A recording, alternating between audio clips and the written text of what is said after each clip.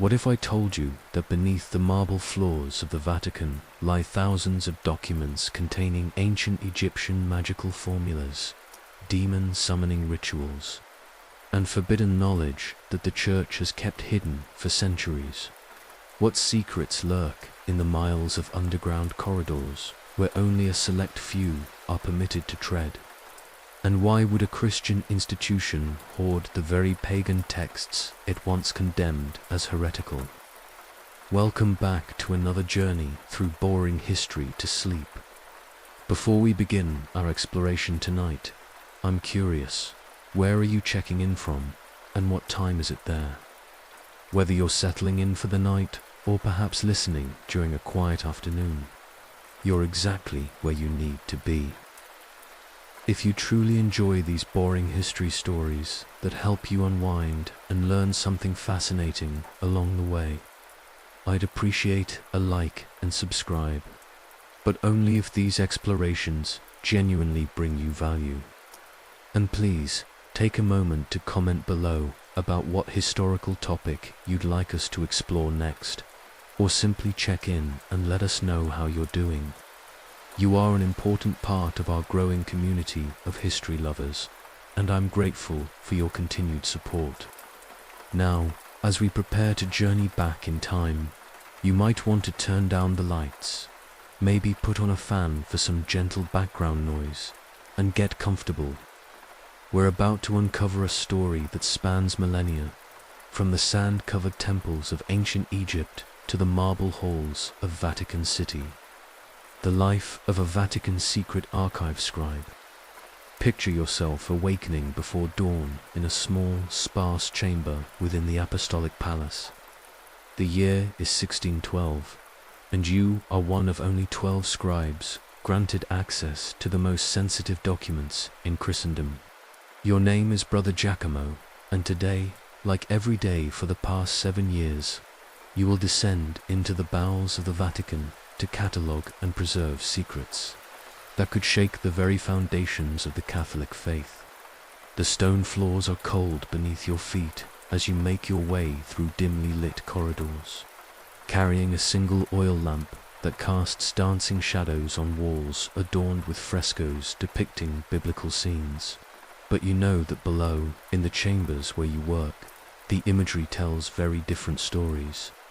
Stories of Egyptian gods, of mystical formulas, of practices that predate Christianity by thousands of years. Your first task each morning is to check the humidity levels in the underground chambers. Too much moisture, and the ancient papyrus documents will crumble to dust.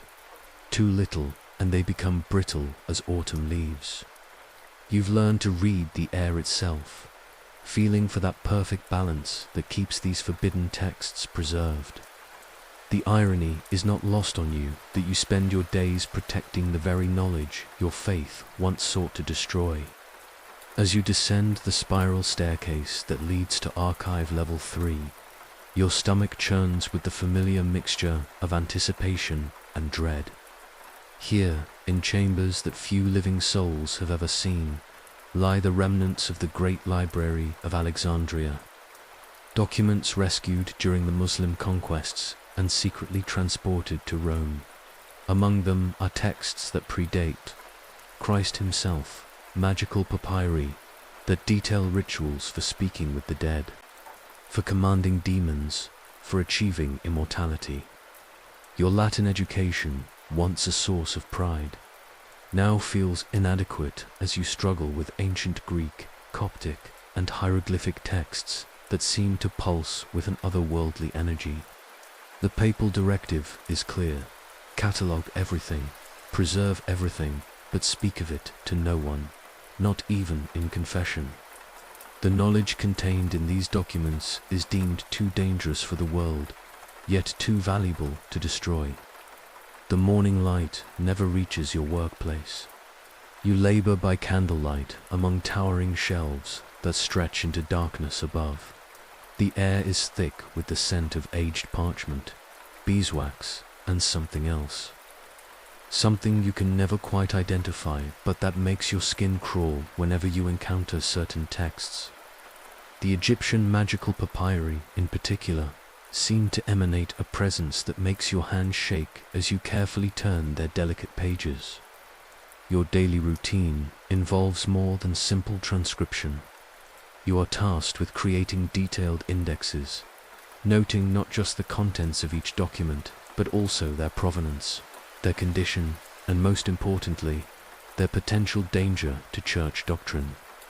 A treatise on Egyptian resurrection magic, for instance, might be filed under heretical practices, extreme caution, while a text detailing communication with animal spirits might be marked diabolic influence, restricted access. The psychological toll of this work is immense. You find yourself questioning everything you once believed about the origins of Christian practices. How many of the rituals you perform each Sunday at Mass bear striking similarities to the ancient Egyptian ceremonies described in these texts? The incense, the chanting, the symbolic consumption of the divine. All of it echoes practices that were old when Christ walked the earth. Your meals are taken in silence with the other scribes, and the unspoken rule is clear: never discuss the work. But you can see it in their eyes, the same haunted look that you glimpse in mirrors when you dare to look. One of your colleagues, Brother Francesco, began making the sign of the cross compulsively after working with a particular set of documents from the tomb of an Egyptian high priest. Another, Brother Antonio, requested transfer to the regular archives after discovering a text that seemed to predict the exact date and manner of his father's death. The loneliness of your position is perhaps the greatest burden. You cannot share your discoveries with anyone, cannot seek comfort in fellowship when the weight of forbidden knowledge threatens to crush your spirit. You've read accounts of Egyptian priests who commanded the very forces of nature, who spoke with God's face to face, who achieved feats that make the miracles of Christ seem almost mundane by comparison. Yet you must maintain the facade that Christianity represents the pinnacle of divine revelation. Sleep, when it comes, is fitful and filled with dreams of golden ankhs, of cat-headed goddesses, of voices speaking in ancient tongues that you somehow understand despite never having learned the language. You wake sometimes with hieroglyphs burned into your mind, symbols that pulse with meaning just beyond your conscious comprehension. The other scribes never speak of their dreams, but you recognize the same haunted exhaustion in their faces each morning. Your hands, once smooth and soft from a life of scholarly pursuits, are now permanently stained with the ink from ancient texts, as if the very words have seeped into your skin. You've noticed that certain documents seem to resist transcription, the ink pooling strangely on the parchment or forming letters you never intended to write. Brother Giuseppe claims that one text actually changed its contents between readings, though such reports are officially dismissed as fatigue-induced hallucinations. The secrecy extends beyond the archives themselves. You've been instructed in special procedures for burning documents that prove too dangerous to preserve, rituals that involve specific prayers and the use of blessed oils. Yet even these destructions feel somehow blasphemous, as if you're destroying sacred knowledge that predates your own faith by millennia. The ashes of burned Egyptian texts are collected in special urns and buried in consecrated ground, as if even their destruction requires sacred treatment. Your social isolation is complete. Friends and family believe you work as a simple copyist in the regular Vatican library, transcribing theological treatises and maintaining church records. If they only knew that you spend your days with texts that describe the mummification process in graphic detail, that catalogue the sexual practices of Egyptian gods, that provide step-by-step instructions for achieving communication with the deceased. You've become a keeper of secrets that could shatter the faith of millions.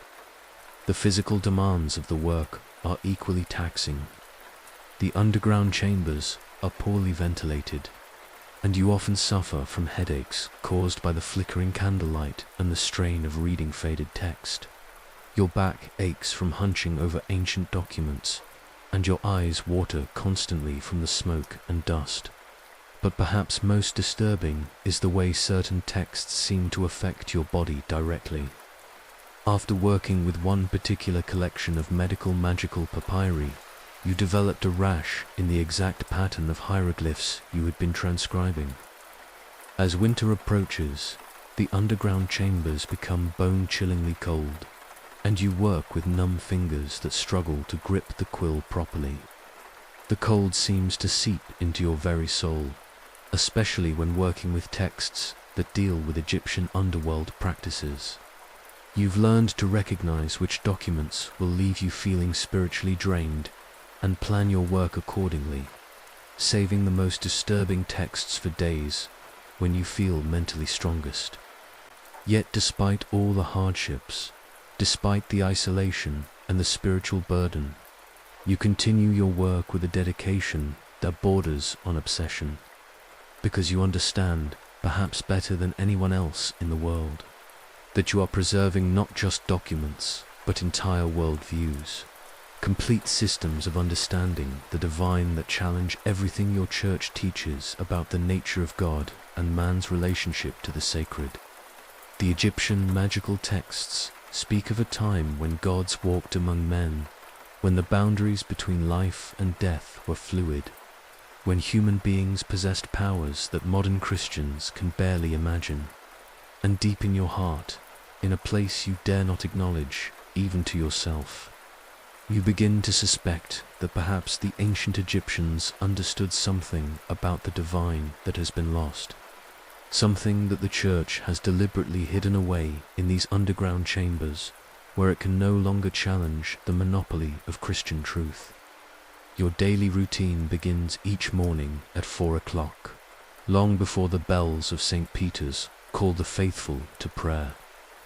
In the darkness of your chamber, you perform ablutions that have become ritualistic in their precision, washing your hands 3 times as prescribed in the ancient texts you've studied. This practice, you've discovered, appears in Egyptian purification rituals thousands of years before Moses received the laws on Mount Sinai. Such parallels haunt your every moment. The walk to the archives takes you through corridors where Renaissance masters painted, scenes of Christian triumph over pagan practices, yet you now recognize Egyptian symbols hidden within these very frescoes. The Ankh disguised as a cross, the Eye of Horus incorporated into halos, the solar disk of Ra represented in golden aureoles surrounding Christ's head. It's as if the artists themselves knew the truth you're only now discovering, that Christianity borrowed heavily from the very Egyptian mysteries it claimed to supersede.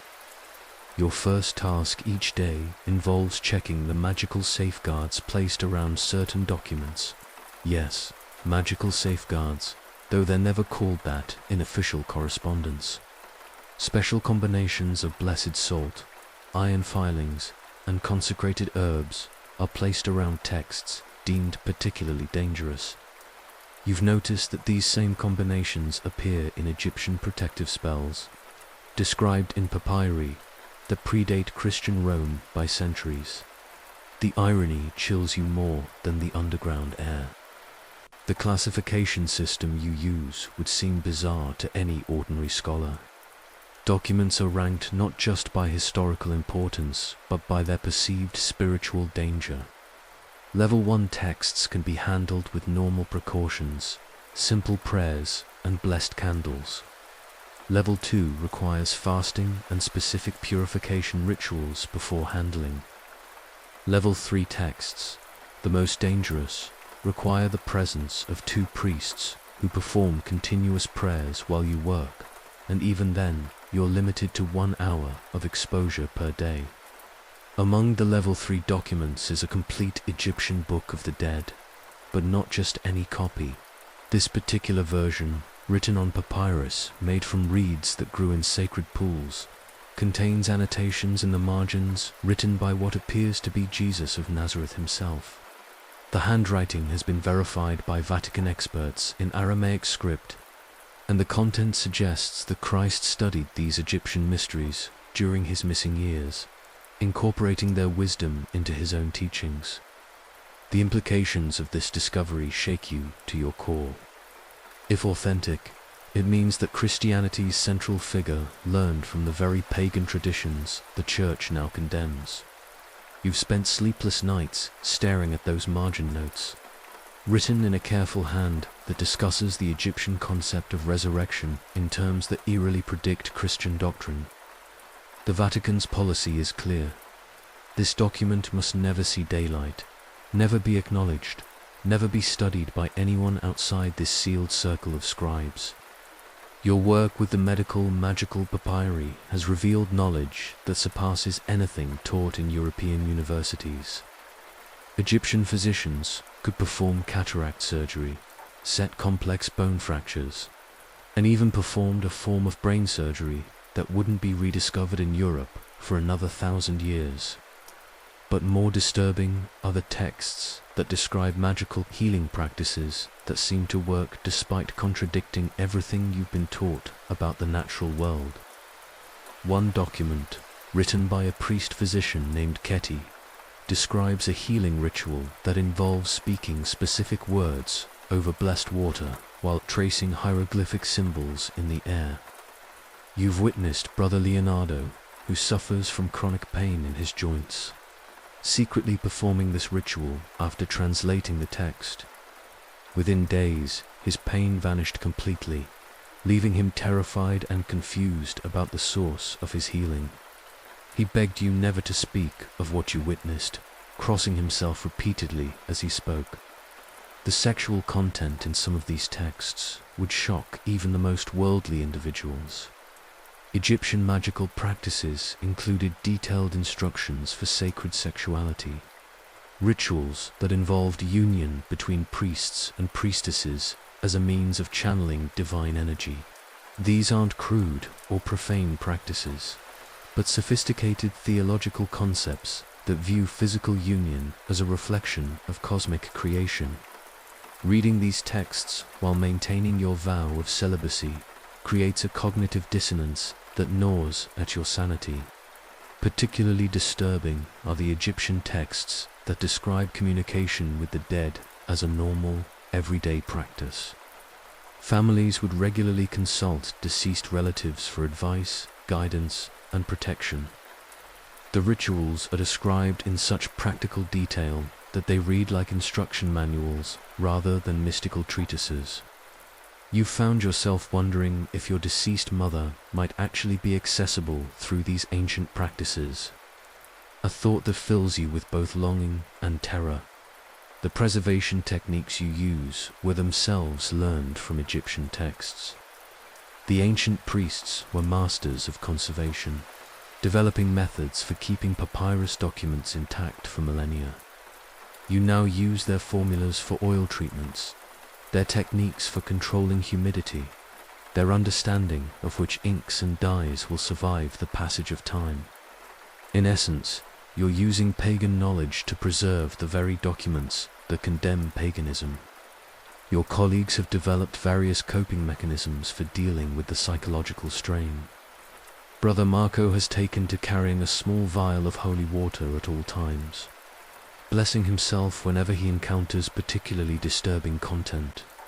Brother Giuseppe fasts for 3 days after working with texts dealing with Egyptian gods, attempting to purify himself of any spiritual contamination. Brother Francesco has requested permission to sleep in the chapel, claiming that proximity to the Blessed Sacrament is the only thing that grants him peaceful rest. The dreams that plague all the scribes follow similar patterns. You dream of walking through Egyptian temples, understanding perfectly the hieroglyphic inscriptions on the walls, participating in rituals that feel more natural and familiar than Christian masses.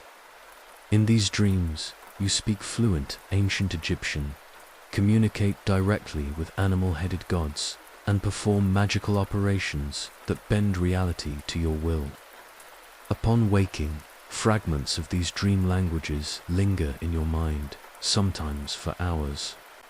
More unsettling are the times when your dream knowledge proves accurate in your waking work. You'll encounter a hieroglyphic passage that seems impossible to translate, only to remember its meaning from a dream you had weeks earlier. This phenomenon has occurred so frequently that you've begun keeping a dream journal, recording the symbols and languages that appear in your sleep. The journal has become an invaluable translation tool, though you dare not reveal its source to your superiors. The Vatican's collection includes Egyptian texts that were supposedly destroyed during the great purges of pagan literature in the early Christian period. Somehow, copies of these works survived, smuggled out of Egypt by Christian monks who recognized their historical value despite their heretical content. You're working with documents that the entire scholarly world believes were lost forever. Texts that could revolutionize understanding of ancient religious practices. Among these rarities is a complete manual of Egyptian temple construction, including the mathematical formulas used to create buildings that channel cosmic energies. The precision of these calculations rivals anything produced by Renaissance architects, yet they incorporate spiritual elements that modern builders completely ignore. You've noticed that certain chambers within the Vatican itself seem to follow these ancient Egyptian principles, suggesting that the church's builders knew more about these pagan practices than they ever admitted. The food you eat while working has to follow specific guidelines derived from Egyptian purity laws. Certain combinations of foods are forbidden when handling magical texts, not because of church doctrine, but because the Egyptian documents themselves warn of negative effects from consuming incompatible substances while performing sacred work. You find yourself following dietary restrictions that predate Moses by centuries, all in service of preserving Christian orthodoxy. Your hands have become sensitive to the spiritual energy contained within these documents. Some texts feel warm to the touch, others cold enough to numb your fingers. The most powerful magical papyri seem to pulse with their own rhythm, as if they contain a heartbeat that continues across millennia. You've learned to gauge the spiritual intensity of a document by these physical sensations, preparing yourself mentally for what you're about to encounter. The loneliness of your position extends beyond mere social isolation. You're cut off from intellectual community, unable to discuss your discoveries with scholars who might appreciate their significance. You possess knowledge that could reshape understanding of human spiritual development, yet you're forbidden from sharing it with anyone. This intellectual isolation is perhaps more painful than the physical hardships of your work, creating a prison of secret knowledge that grows heavier with each passing day. The Secret Life of Cardinal Alessandro Albani and the Egyptian Resurrection Experiments. In the shadowed halls of 18th century Rome, one man stood at the dangerous intersection of Vatican power and forbidden Egyptian knowledge. Cardinal Alessandro Albani, nephew of Pope Clement XI, lived a double life that would have scandalized the faithful and terrified his fellow clerics had they known the full extent of his secret studies. By day, he was the epitome of Catholic authority, a learned theologian and trusted papal advisor. By night, he conducted experiments in his private villa that attempted to merge ancient Egyptian magical practices with Christian mysticism, seeking nothing less than the secret of resurrection itself. Born into privilege in 1692, Alessandro Albani seemed destined for ecclesiastical greatness from his earliest years. His uncle's elevation to the papacy opened doors that would have remained forever closed to lesser mortals, granting young Alessandro access to the most guarded secrets of the Church.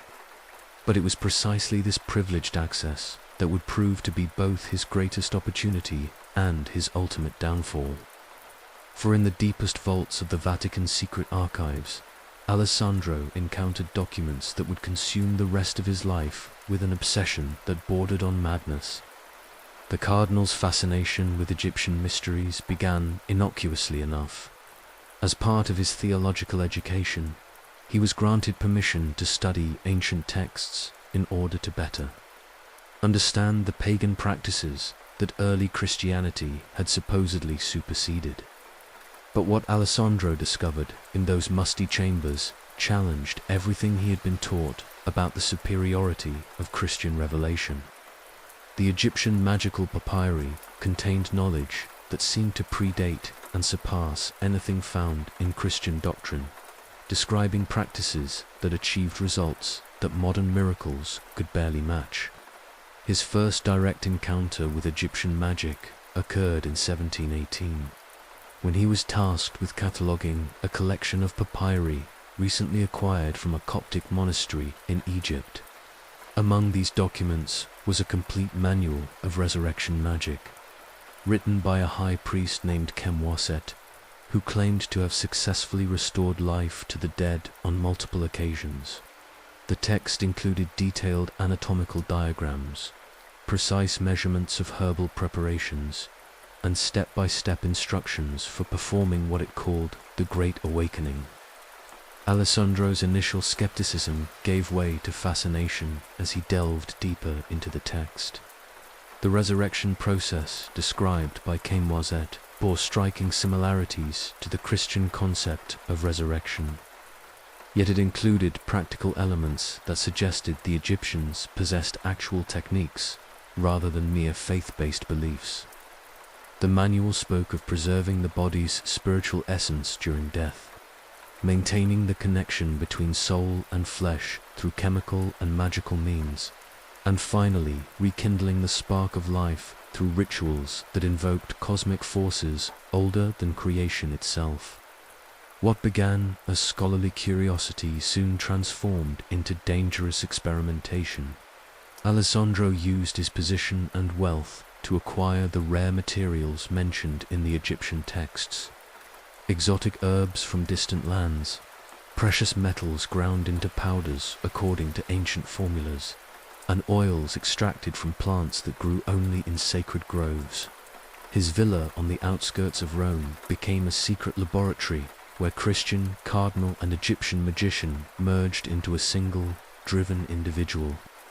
The cardinal's first experiments were conducted on small animals, mice and birds that had died of natural causes. Following the Egyptian procedures with meticulous precision, he prepared the bodies according to the ancient formulas, speaking the incantations in carefully pronounced hieroglyphic languages that he had spent months learning to articulate correctly. The results were initially disappointing, producing no visible effects despite his careful adherence to the documented procedures. But Alessandro persisted, refining his techniques and deepening his understanding of the Egyptian magical worldview. He began to realize that the resurrection magic was not simply a matter of following instructions, but required a fundamental shift in consciousness, a way of perceiving reality that aligned with ancient Egyptian metaphysics. The texts spoke of the magician becoming one with the cosmic forces, channeling divine energy through his own being to accomplish the seemingly impossible. His breakthrough came on a winter night in 1722, when he successfully restored life to a sparrow that had frozen to death in his garden. Following the Egyptian procedures exactly, Alessandro spoke the ancient words while tracing hieroglyphic symbols over the bird's still form. To his amazement and terror, the sparrow's eyes opened, its chest began to move with breath, and it flew away into the darkness as if death had been nothing more than a brief sleep. The success terrified Alessandro, even as it exhilarated him. He had crossed a line that no Christian should cross, wielding powers that belonged to God alone according to church doctrine.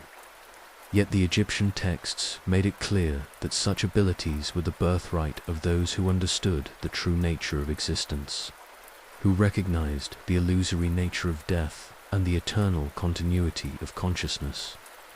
The cardinal found himself caught between two worldviews, unable to reconcile his Christian faith with the undeniable evidence of Egyptian magical effectiveness. Emboldened by his success with small animals, Alessandro began experimenting with larger subjects. A cat that had died in his villa was restored to life after 3 days of careful preparation and ritual work. A dog that had been struck by a carriage returned to its master, who accepted the miracle without question, assuming divine intervention rather than pagan magic. Each success strengthened Alessandro's confidence in the Egyptian methods while deepening his spiritual crisis about their implications. The cardinal's studies revealed that the Egyptian understanding of death was fundamentally different from Christian concepts. Rather than viewing death as a transition to another realm, the Egyptians saw it as a temporary disruption in the continuity of consciousness, a state that could be reversed through proper knowledge and technique. Their magical practices were based on sophisticated understanding of what they called the life force, an energy that modern science would not discover for centuries. Alessandro's personal journals, hidden away in secret compartments within his villa, document his growing obsession with achieving human resurrection. He studied the mummification process in detail, not as a means of preserving corpses, but as a technique for maintaining the body's receptivity to the return of life. The Egyptian texts spoke of individuals who had been restored to life after weeks or even months of death, provided their bodies had been properly prepared and maintained.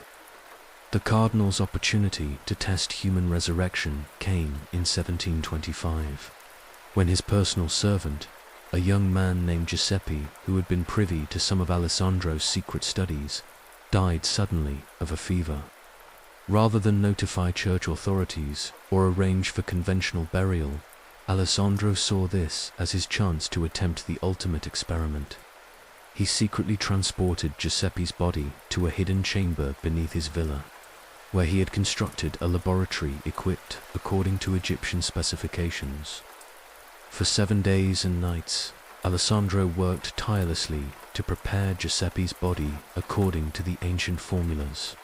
He followed every detail from the magical papyri, using oils and essences that had cost him a fortune to acquire, speaking incantations in languages that predated Latin by millennia, performing rituals that required precise timing aligned with celestial movements. The process was physically and mentally exhausting, demanding total concentration and unwavering faith in the efficacy of the ancient methods. On the 7th night, as Alessandro completed the final incantation while tracing the last of the required hieroglyphic symbols over Giuseppe's still form, something extraordinary happened. The young man's eyes opened, his chest rose with a deep breath, and he sat up as if awakening from natural sleep. Giuseppe looked around in confusion, asking what day it was and why he felt so strange. He had no memory of his illness or death, recalling only falling asleep with a mild fever.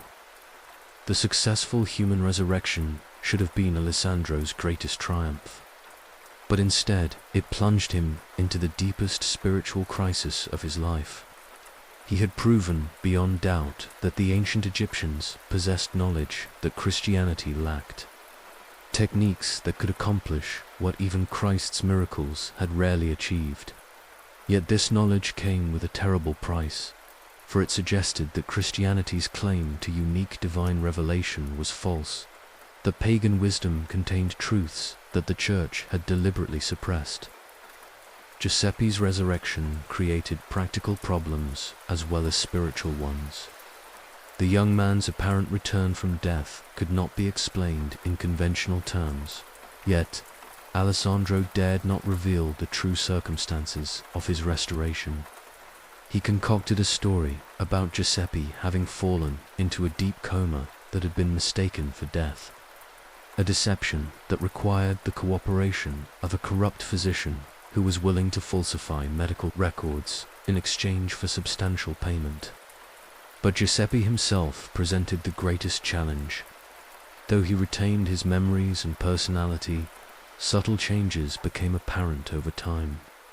He displayed knowledge of ancient Egyptian language and customs that he had never learned, spoke occasionally in hieroglyphic tongues during his sleep, and seemed to possess an uncanny ability to sense the spiritual energies that Alessandro worked with in his magical experiments.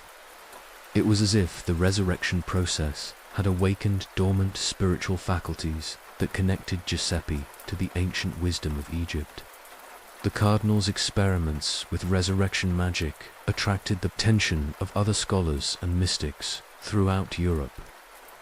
Word of his extraordinary abilities spread through secret networks of alchemists, natural philosophers, and occult practitioners who recognized in Alessandro a kindred spirit seeking truth beyond conventional religious boundaries. His villa became a gathering place for individuals who shared his fascination with ancient wisdom and his willingness to explore forbidden knowledge.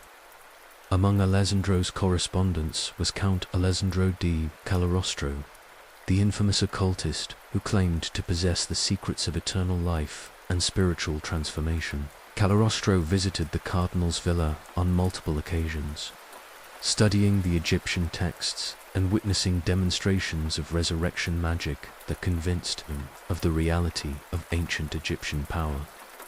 Their collaboration produced a hybrid system of magical practice that combined Egyptian techniques with elements drawn from Christian mysticism, Jewish Kabbalah, and Islamic alchemy.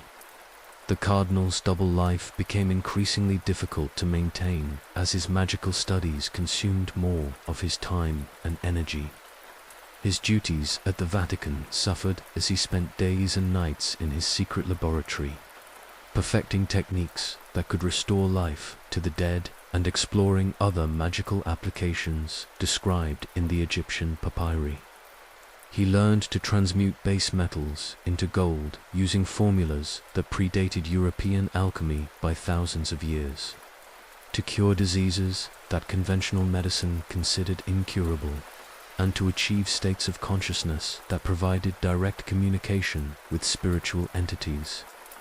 Alessandro's most ambitious project involved attempting to restore life to a human subject who had been dead for an extended period.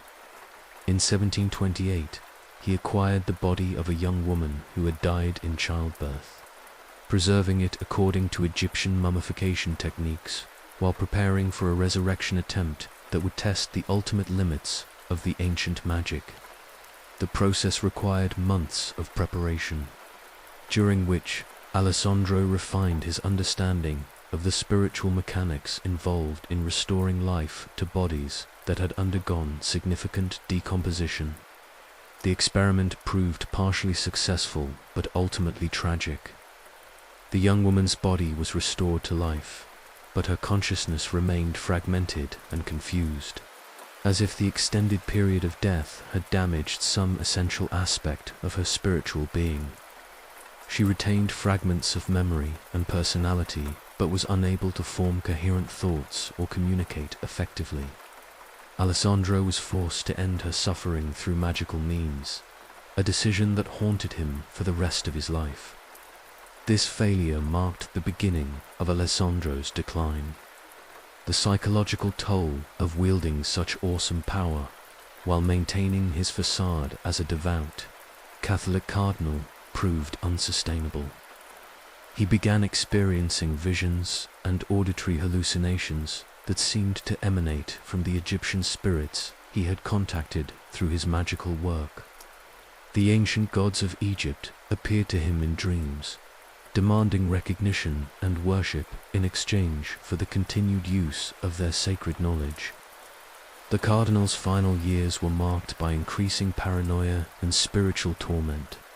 He became convinced that Vatican authorities were growing suspicious of his activities, that his secret laboratory had been discovered, that his correspondence with other occultists was being monitored.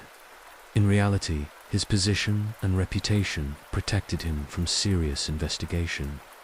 But his guilty conscience transformed minor incidents into evidence of imminent exposure and persecution. Alessandro's deteriorating mental state manifested in increasingly erratic behavior that concerned his colleagues at the Vatican. He would disappear for days at a time without explanation, returning with strange burn marks on his hands and arms that he claimed were from handling ancient manuscripts. His servants reported finding him in his private chambers speaking animated conversations with invisible presences, gesticulating wildly while reciting words in languages they had never heard before. The Egyptian entities that Alessandro had contacted through his magical work began making demands that grew increasingly difficult to fulfill. They required specific offerings of rare incense, precious stones, and even living sacrifices that challenged the cardinals' remaining Christian sensibilities. The god Anubis appeared to him regularly, demanding recognition as the true Lord of death and resurrection, insisting that Alessandro renounce his Christian faith and embrace the ancient Egyptian mysteries completely. Most disturbing were the physical changes that began manifesting in Alessandro's appearance. His skin took on a golden hue that resembled the divine coloring depicted in Egyptian artwork, and his eyes occasionally flashed with an inner light that terrified those who witnessed it. Giuseppe, the servant he had resurrected, developed similar characteristics, suggesting that the Egyptian magic was transforming them both into something no longer entirely human. The cardinal's magical abilities continued to develop even as his sanity deteriorated. He learned to project his consciousness outside his physical body, traveling in spirit form to distant locations and witnessing events as they occurred. This astral travel allowed him to gather intelligence about Vatican activities and stay ahead of any potential investigations into his work. He could also influence the thoughts and emotions of others through magical means, subtly directing conversations and decisions to protect his secret activities. Alessandro's library of Egyptian texts grew to become the most comprehensive collection outside of Egypt itself.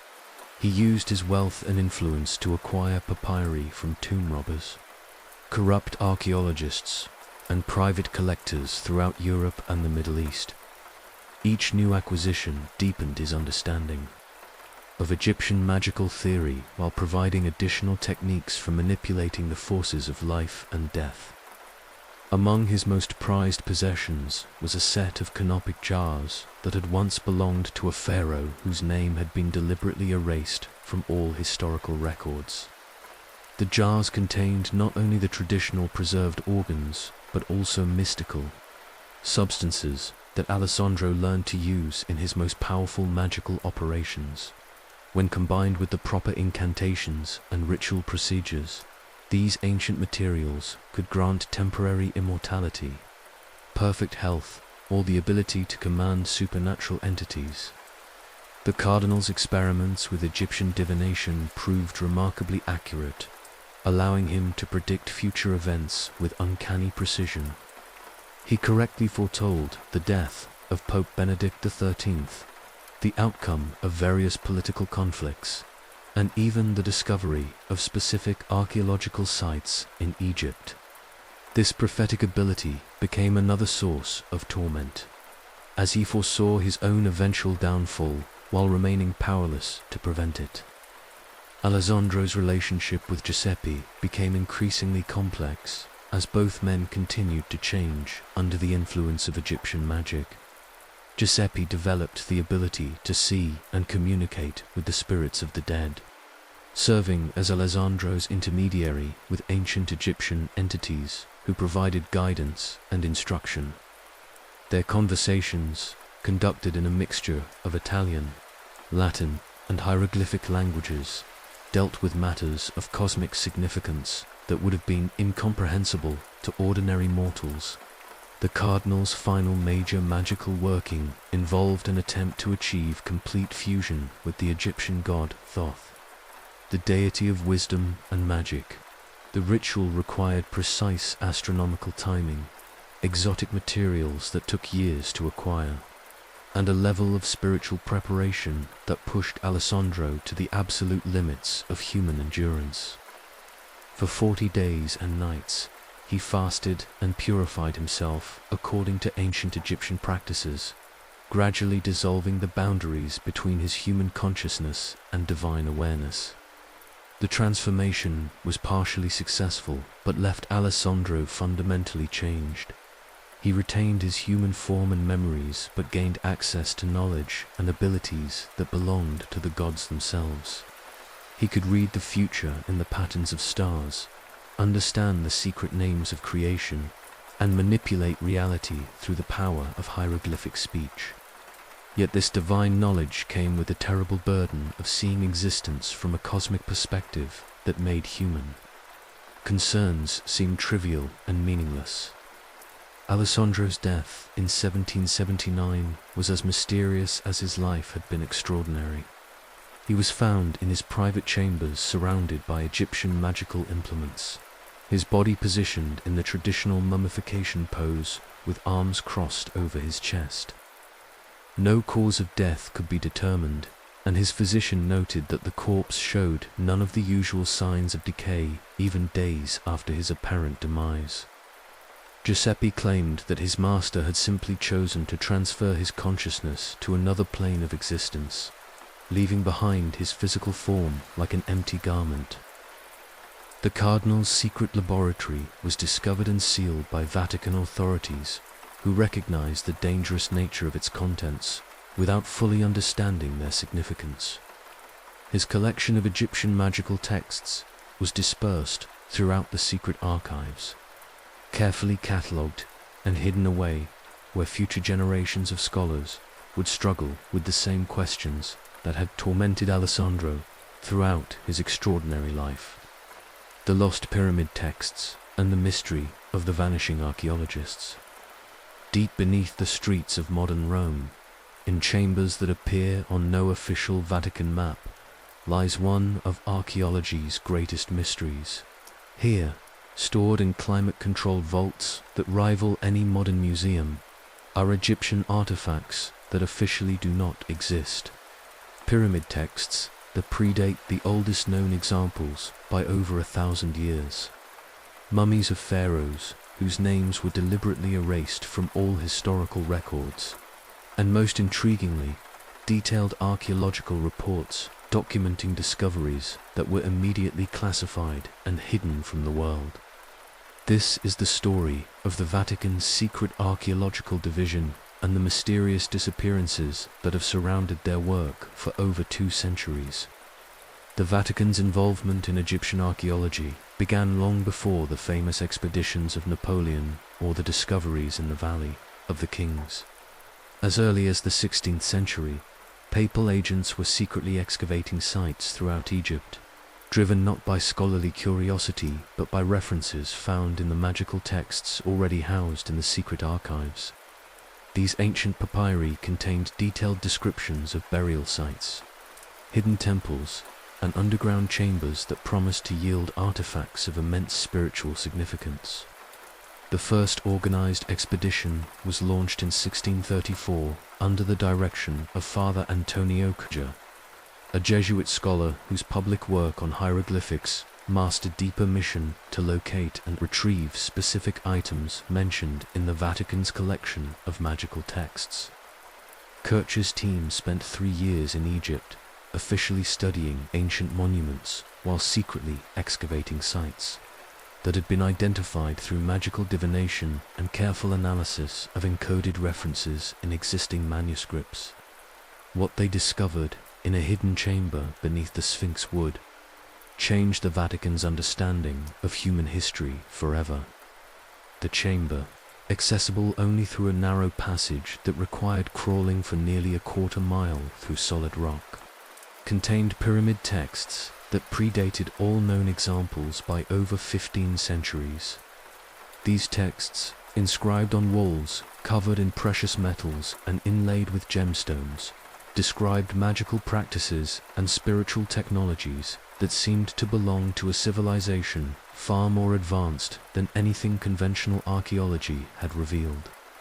The most significant discovery was a complete record of what the texts called the time of the gods, a period when divine beings walked the earth and taught humans the secrets of creation itself.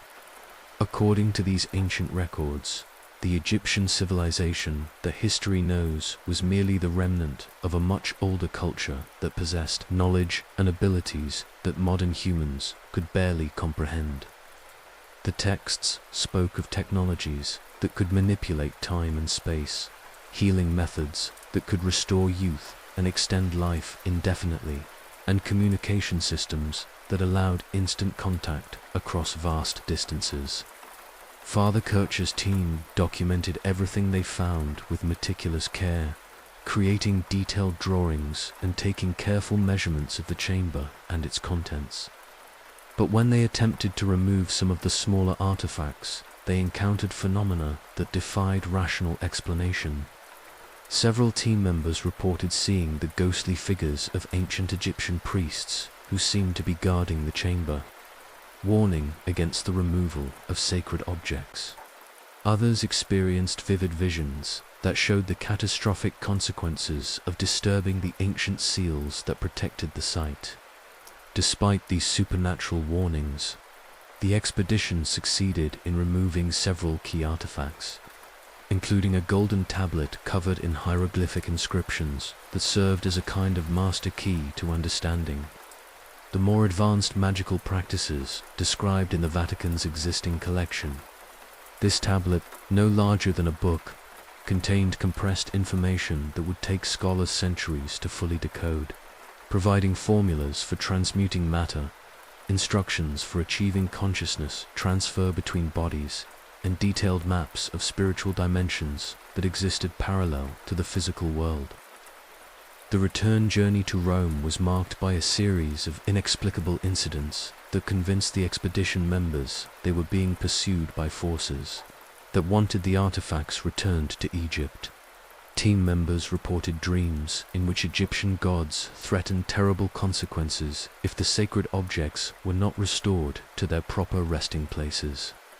Several men fell ill with mysterious ailments that conventional medicine could not diagnose or treat, symptoms that resembled the curses described in ancient Egyptian texts. One expedition member, Brother Francesco Montani, began speaking fluent ancient Egyptian despite having no knowledge of the language, delivering warnings and prophecies that proved unnervingly accurate. Another, Father Giuseppe Bellarmino, developed the ability to see through solid objects, a gift that allowed him to locate hidden chambers and artifacts, but also showed him disturbing visions of future events. These supernatural abilities convinced the expedition that they had been permanently changed by their contact with the ancient Egyptian forces that guarded the sacred sites. The Vatican's second major archaeological expedition was launched in 1702, directed by Cardinal Francesco Albani, the uncle of Alessandro Albani, who would later conduct his resurrection experiments. This expedition was far more ambitious in scope, involving over 50 scholars, archaeologists, and support personnel who spent nearly 5 years systematically exploring sites throughout Egypt that had been identified through careful study of the materials recovered during the Kircher expedition. The Cardinal Albani expedition made discoveries that were even more significant than those of their predecessors. In a previously unknown tomb complex near Saqqara, they uncovered the burial chamber of a pharaoh whose existence had been completely erased from all official historical records. The tomb contained thousands of papyrus scrolls, golden artifacts covered in unknown hieroglyphic scripts, and most remarkably, the perfectly preserved body of the pharaoh himself, who appeared to be merely sleeping rather than dead after nearly 4,000 years. The pharaoh's mummy was unlike any other ever discovered. rather than the dried, desiccated remains typical of mummified bodies. This individual appeared to retain the flexibility and coloration of living tissue. More disturbing still, several expedition members reported seeing the chest rise and fall as if the ancient ruler was still breathing. Detailed examination revealed that the mummification process used on this individual involved techniques and substances that were completely unknown to conventional Egyptology. Among the papyrus scrolls in the tomb were texts that described the pharaoh's achievements in what could only be called magical science. According to these records, he had achieved functional immortality through a process that preserved not only his physical body, but also his consciousness and spiritual essence. The texts provided detailed instructions for the same process, describing it as the ultimate goal of Egyptian magical practice and the secret that had been passed down through the most advanced priesthood. But the most shocking discovery was a series of carved stone tablets that depicted this ancient pharaoh meeting with figures who could only be described as visitors from other worlds. The carvings showed beings with elongated heads and large eyes, clearly not human, who appeared to be teaching the Egyptians advanced technologies and spiritual practices. These depictions challenged everything the expedition members thought they knew about ancient history and humanity's place in the cosmos. The Cardinal Albani expedition also uncovered evidence of a vast underground network connecting Egyptian temples and burial sites across hundreds of miles. These tunnels, carved through solid rock with precision that exceeded modern engineering capabilities, contained sophisticated ventilation systems, water channels, and storage chambers that had preserved artifacts for millennia. The network appeared to be designed as a kind of backup system, ensuring that Egyptian knowledge and treasures would survive even if the surface civilization was destroyed. Exploration of this tunnel system led to the discovery of an underground city that had been completely unknown to surface archaeologists. This subterranean complex contained temples, libraries, workshops, and living quarters that could have housed thousands of people. The preservation was so complete that tools and furniture appeared to have been abandoned only recently. And in some chambers, the expedition found food and other perishables that remained fresh despite being thousands of years old. The underground city's library contained texts that filled in missing pieces of Egyptian history and magical practice. These documents described periods of great catastrophe when the surface world was ravaged by natural disasters, forcing the preservation of Egyptian civilization in underground refuges. The texts spoke of cycles of destruction and renewal that occurred over vast periods of time, suggesting that human civilization was much older and more complex than conventional history acknowledged. Among the most significant finds in the underground library were texts that described contact between ancient Egyptians and civilizations from other continents that were not supposed to have had any interaction according to conventional archaeology. Detailed accounts described Egyptian expeditions to lands that could only be the Americas, Australia, and even Antarctica, complete with maps that showed coastlines and geographical features with remarkable accuracy. The expedition also discovered chambers containing what could only be described as ancient technology, devices made from unknown materials that appeared to harness natural forces in ways that modern science could not explain. Some of these artifacts were still functional, generating light, heat, or other effects when activated through procedures described in accompanying texts. The technology seemed to be based on principles that combined what modern people would call physics with spiritual or consciousness-based methods of operation. Perhaps the most disturbing discovery was a series of chambers that contained hundreds of perfectly preserved human bodies, all apparently dead but showing none of the usual signs of decomposition. These individuals were arranged in precise patterns and appeared to be from different time periods. suggesting that the preservation process had been used repeatedly over centuries or millennia. Texts found in these chambers describe the preserved individuals as sleepers who would be awakened when their knowledge and abilities were needed again. The Vatican's third major expedition, launched in 1823 under the direction of Monsignor Giovanni Belzoni, ended in disaster that convinced church authorities to suspend all further archaeological activities in Egypt. The expedition vanished completely after sending regular reports for the first 6 months of their work. Their final communication described the discovery of what they called the Chamber of Awakening, a site that promised to reveal the ultimate secrets of Egyptian immortality magic. Search parties sent to locate the missing expedition found only their abandoned campsite and scattered equipment. Local Egyptian guides reported seeing strange lights and hearing inhuman sounds coming from the area where the expedition had been working, but they refused to approach the site. The Vatican quietly closed its official archaeological division and classified all records of the expeditions.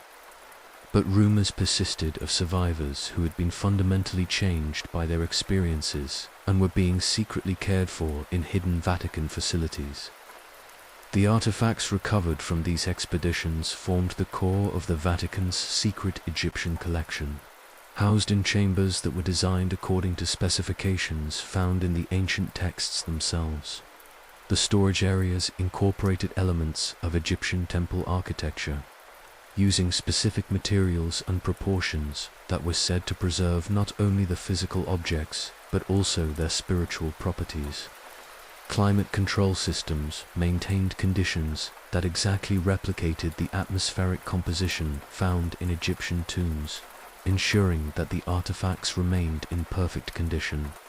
Modern Vatican archaeologists, working under conditions of absolute secrecy, continue to study these materials using techniques that combine conventional scientific methods with approaches derived from the Egyptian texts themselves. Their research has yielded insights that challenge fundamental assumptions about ancient history, human capabilities, and the nature of consciousness itself. But these discoveries remain locked away in the secret archives, too dangerous or revolutionary to share with the wider world. The mystery deepens when considering the fates of individual archaeologists who have worked with these materials over the centuries. Personnel records, heavily redacted and incomplete, suggest that many researchers experienced profound psychological and physical changes after extended exposure to the Egyptian artifacts. Some developed apparent psychic abilities. Others began speaking ancient languages they had never studied, and a significant number simply vanished without explanation, leaving behind only cryptic notes about returning to the source or completing the great work. Recent investigations by Vatican archivists have uncovered evidence suggesting that some of the missing archaeologists may not have died or disappeared in conventional terms, but rather underwent transformation processes described in the Egyptian texts, achieving states of existence that transcended normal human limitations. Security cameras in the storage areas have occasionally recorded unexplained phenomena, figures moving through the chambers who do not appear on any personnel roster, suggesting that the ancient Egyptian magic continues to operate even within the Vatican's carefully controlled environment. The inner circle, papal succession, and the Egyptian influence on Vatican elite. Within the marble halls and gilded chambers of Vatican City, beneath the veneer of Christian piety and sacred tradition, operates a shadow hierarchy that has influenced papal politics and church doctrine for over 4 centuries. This is the story of the Custodes Egypti, the guardians of Egypt, an ultra-secret society within the Vatican that has used ancient Egyptian magical knowledge to manipulate papal succession, influence world events, and maintain their grip on power through methods that would shock the faithful and terrify even the most cynical political observers. The Custodes Egypti trace their origins to 1623, when Pope Urban VIII, disturbed by reports of dangerous Egyptian materials in the secret archives, commissioned a select group of trusted cardinals to study and contain these ancient texts. What began as a protective measure quickly evolved into something far more ambitious as the Chosen. Guardians discovered that the Egyptian magical practices could be adapted to serve very practical political purposes. The ability to influence minds, predict future events, and even extend life proved irresistible to men already intoxicated by earthly power. Cardinal Maffeo Barberini, who would later become Pope Urban VIII, was among the first to fully grasp the political potential of Egyptian magic. During his rise to the papacy, he employed divination techniques derived from ancient hieroglyphic texts to anticipate the strategies of rival candidates and their supporters. More controversially, he used what the Egyptian papyri called mind-weaving, a subtle form of mental influence that could shift the loyalties and preferences of other cardinals without their conscious awareness. The process of mind-weaving, as described in the Egyptian texts, involved a combination of specific incantations, carefully prepared herbal compounds, and precise timing aligned with astrological factors. The practitioner would burn specially prepared incense while speaking words of power in ancient Egyptian, creating an invisible field of influence that affected the thoughts and emotions of everyone within a certain radius. When properly executed, the technique could make ideas seem to originate naturally in the target's mind, bypassing their normal skepticism and resistance. Cardinal Barberini's success in achieving the papacy convinced other ambitious clerics that Egyptian magic offered a decisive advantage in Vatican politics. A secret network began to form among those with access to the forbidden texts, bound together by shared knowledge and mutual dependence. Members identified each other through subtle symbols incorporated into their vestments and jewelry. Hieroglyphic designs that appeared to be mere decorative elements but carried deeper significance to the initiated. The society's formal structure emerged during the pontificate of Pope Alexander VII, who was himself a practitioner of Egyptian divination magic. The Custodes Egypti established strict hierarchical levels based on magical knowledge and demonstrated ability rather than traditional church rank. The highest level, known as the Hierophants, consisted of individuals who had mastered the most advanced Egyptian practices, including consciousness transfer, elemental manipulation, and direct communication with ancient Egyptian spiritual entities. Pope Alexander VII's reign marked the first systematic application of Egyptian magic to international politics. Using techniques derived from the pyramid texts, Vatican agents could influence the decisions of foreign rulers, predict the outcomes of wars and treaties, and even manipulate weather patterns to affect agricultural production and economic stability. The papacy's seemingly miraculous diplomatic successes during this period were actually the result of magical operations conducted in hidden chambers beneath St. Peter's Basilica. The selection process for new members of the Custodes Egypti involved tests that went far beyond conventional theological knowledge. Candidates were evaluated for their psychic sensitivity, their ability to perceive spiritual energies, and most importantly, their capacity to maintain absolute secrecy even under extreme pressure.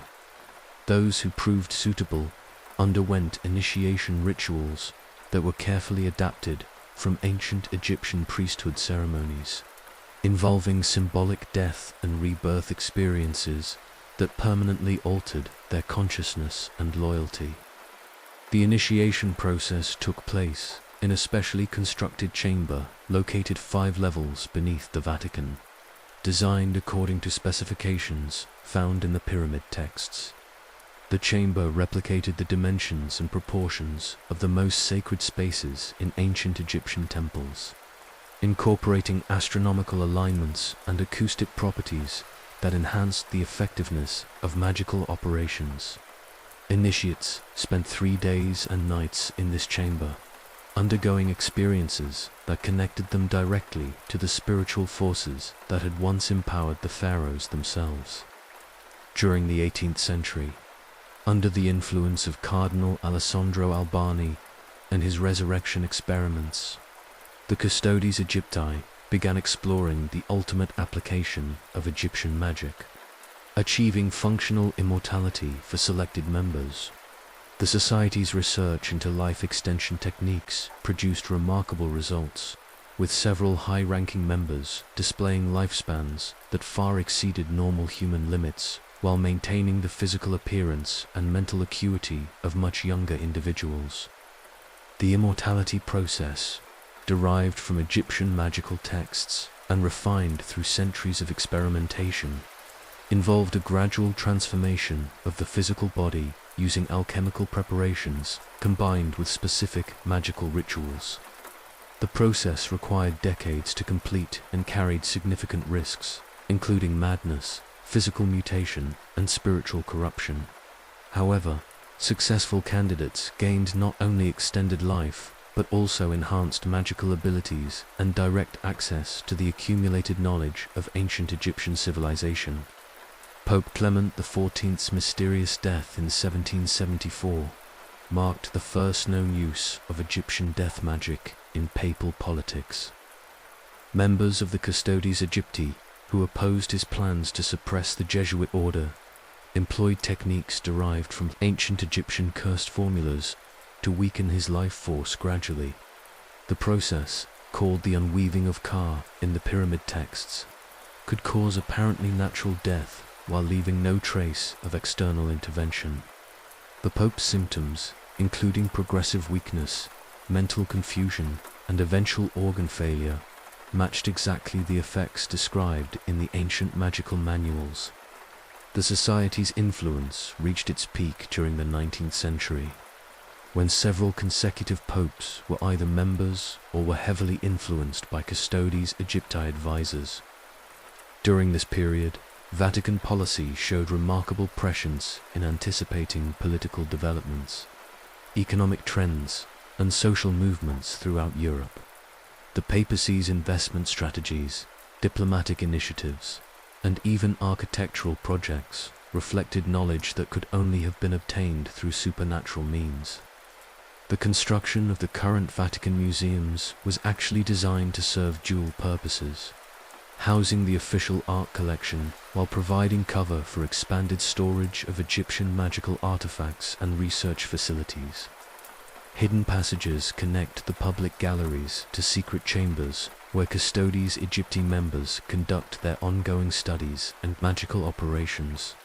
Tourists and scholars visiting the museums have no idea that they are walking directly above some of the most powerful magical workings in the modern world. The Society's membership has always remained small and carefully selected, never exceeding 30 individuals at any given time. Current members include cardinals, bishops, and senior Vatican officials whose public roles provide perfect cover for their secret activities. The group also maintains connections with powerful individuals outside the Church, including political leaders, financial magnates, and intelligence operatives who benefit from the Society's supernatural information-gathering capabilities. Modern Vatican politics continue to be influenced by Egyptian magical practices, though the methods have evolved to incorporate contemporary technology and psychological understanding. The Society now uses computer modeling combined with ancient divination techniques to predict electoral outcomes, stock market movements, and geopolitical developments with uncanny accuracy. Their magical abilities allow them to influence media coverage, shape public opinion, and manipulate the decision-making processes of world leaders without detection. The selection of Pope Francis in 2013 involved extensive magical consultation with Custodes Egypti members using Egyptian scrying techniques to evaluate the spiritual and practical qualifications of potential candidates. The society's influence ensured that the chosen candidate would be receptive to their guidance, while maintaining the appearance of independence and reform. Vatican observers noted the unusual speed and unanimity of the papal selection process, unaware that magical influence had eliminated much of the uncertainty and political maneuvering that typically characterizes papal conclaves. The Society's current activities focus heavily on global crisis management, using their supernatural abilities to monitor and influence world events in ways that serve Vatican interests. Their magical surveillance network can detect emerging threats, identify opportunities for church expansion, and provide early warning of developments that might challenge Catholic doctrine or authority. Members regularly conduct rituals that are designed to maintain the Church's spiritual influence and protect Vatican assets from both natural and supernatural threats. The physical health and longevity of recent popes has shown remarkable consistency with Egyptian life extension practices.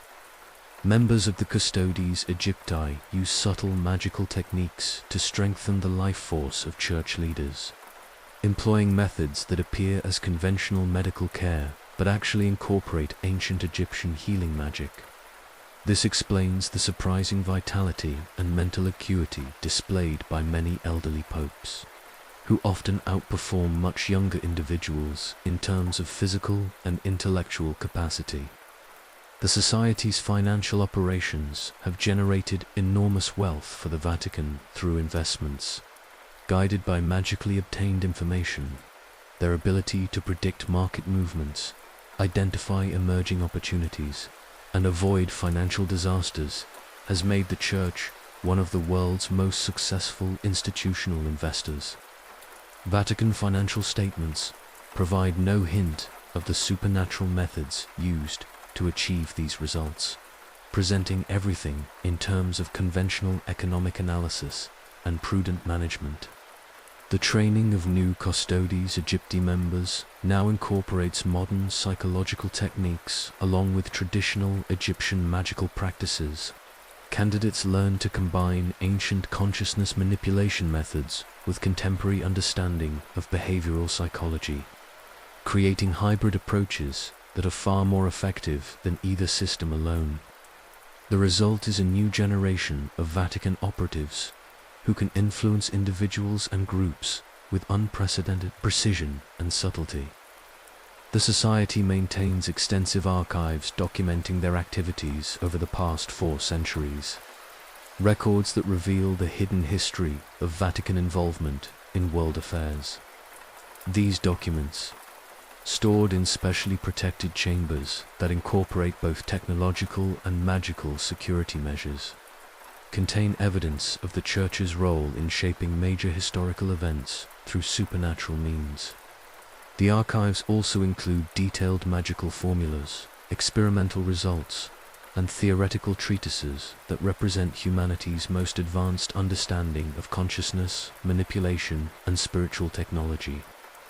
Contemporary Custodes Egypti research focuses on adapting ancient Egyptian magical principles to address modern challenges facing the Catholic Church.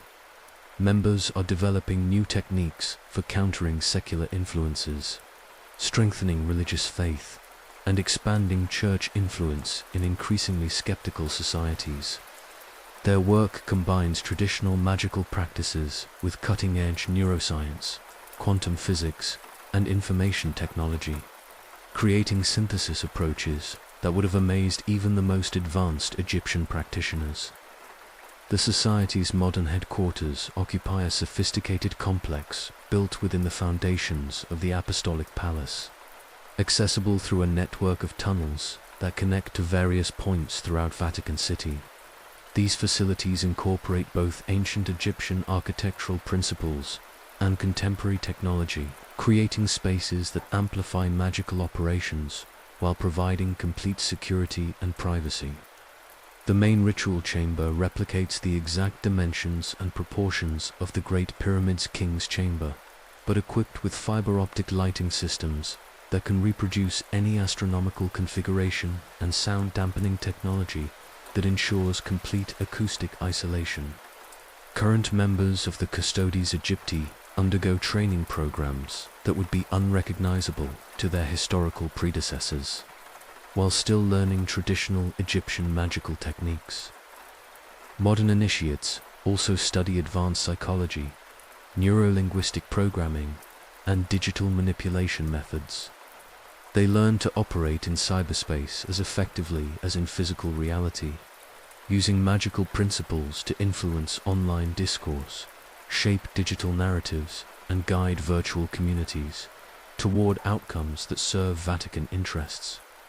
The Society's research division, known internally as the Institute for Sacred Sciences, employs teams of specialists who work to understand the scientific basis of magical phenomena. These researchers, many holding advanced degrees from prestigious universities, approach Egyptian magic with the same rigor they would apply to any other field of study. Their laboratories contain equipment that combines traditional magical implements with sophisticated monitoring devices, allowing for precise measurement and documentation of magical effects. One of their most significant recent discoveries involves the relationship between consciousness and quantum mechanics. Findings that validate ancient Egyptian understanding of reality's malleable nature.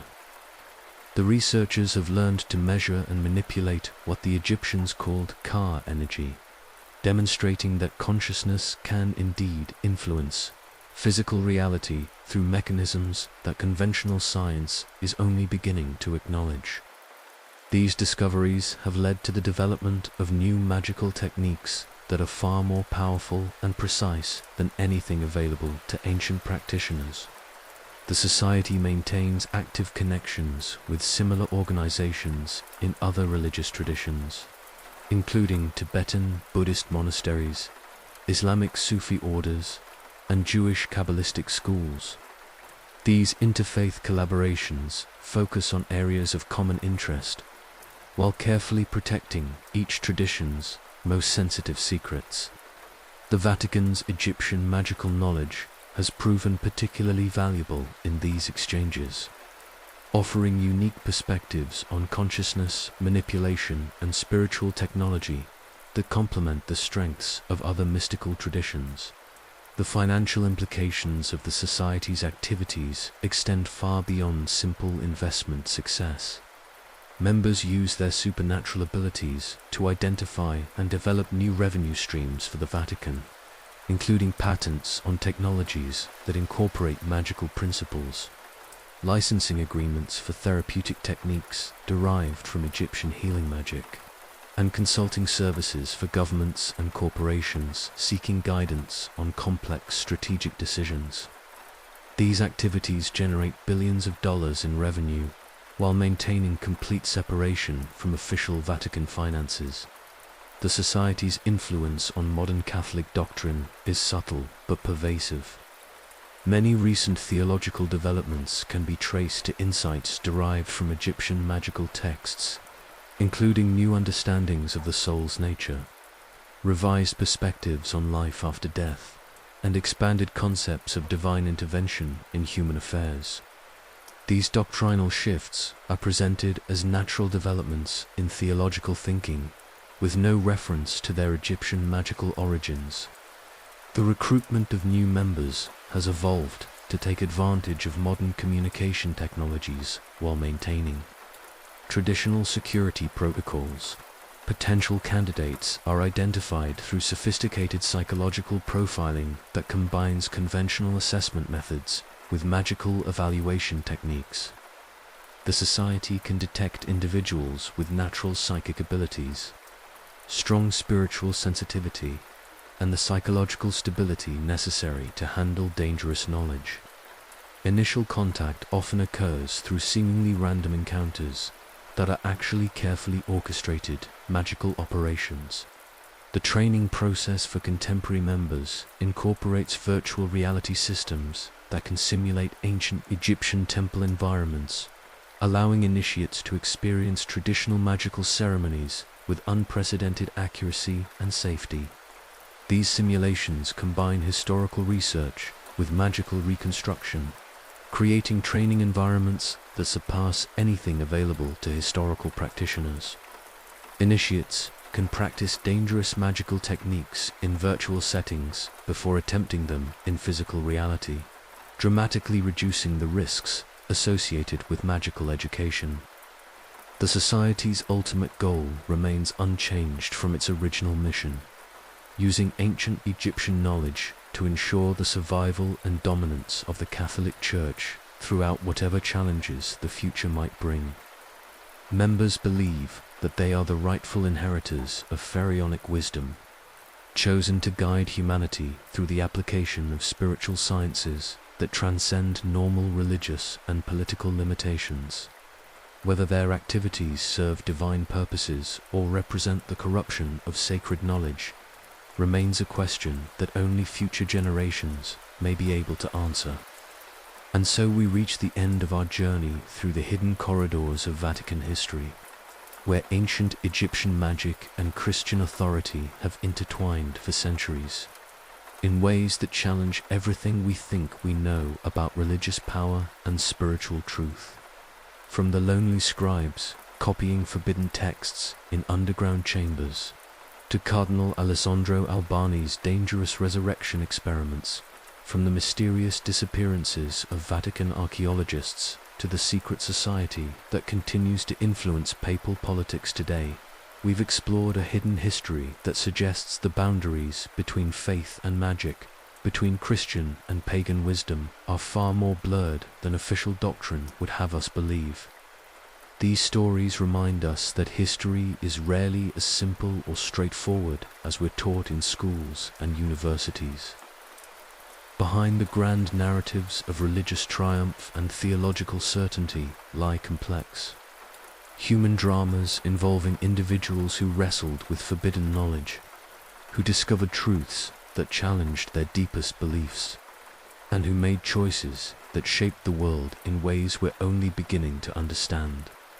As you drift off to sleep tonight, perhaps you'll dream of those secret chambers beneath the Vatican, of ancient texts that pulse with otherworldly energy, of the eternal dance between hidden knowledge and official truth.